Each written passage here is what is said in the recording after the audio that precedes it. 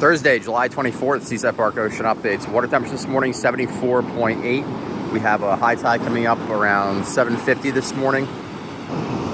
Wind is southwest right now. It's supposed to stay southwest for a few hours and then go south before lunch and stay south the rest of the day.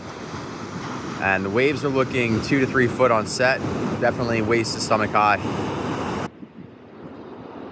Yeah, the flags today are probably going to be yellow again. If not yellow, then green. There's no flies on the beach this morning.